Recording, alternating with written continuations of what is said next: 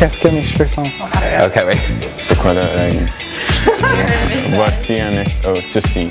Ceci est un message à moi-même quand j'étais en 7e année. Cher petit Jérémy de la 7e année. Cher moi-même en 7e année. Chère Katrina de 7e année.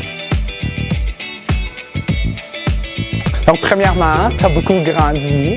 Tu auras quand même les boutons en ta 12e année, mais c'est pas la fin du monde parce qu'ils vont presque disparaître. T'as plus de bras, ça maintenant, comme t'as un vraiment bon sourire. Votre coupe de cheveux, comme, qui est toute inégale, puis tes mèches rouges, c'est pas vraiment cute.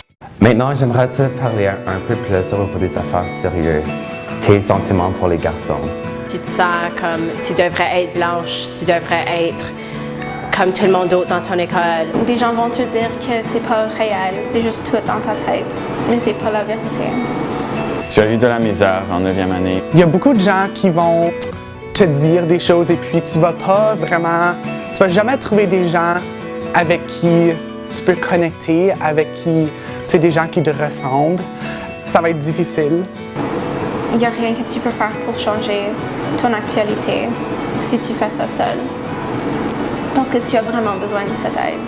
Éventuellement, tu vas devenir vraiment malheureuse de ta situation et comment tu te sens, c'est pas bien dans ton propre peau.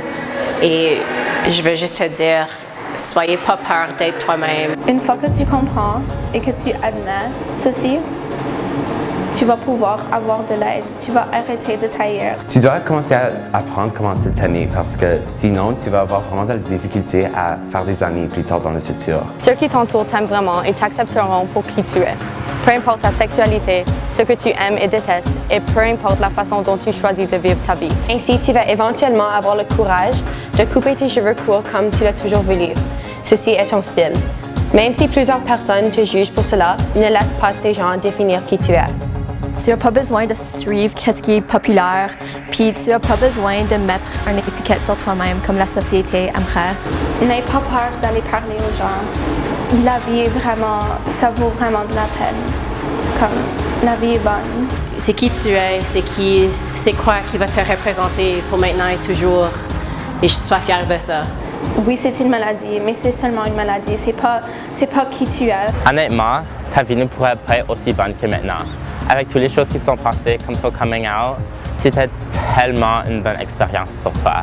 Après ça, c'était juste un poids qui est enlevé de tes épaules. Chère Katrina du futur, soyez courageuse.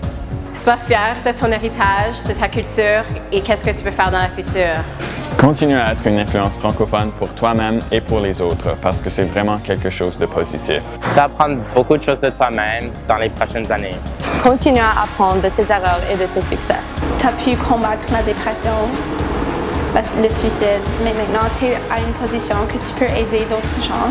Ça va être vraiment important que tu continues de t'engager dans les enjeux queer et puis que tu fais une différence au sein de ton groupe d'amis et puis les gens qui t'entourent parce que je pense que ça, c'est ce qui compte vraiment. Cher Pierre dans le futur, j'espère que tu apprends de t'aimer avant que tu aimes quelqu'un d'autre. Danica, j'espère que tu continues d'ouvrir ton esprit et apprécier la différence. À plus tard.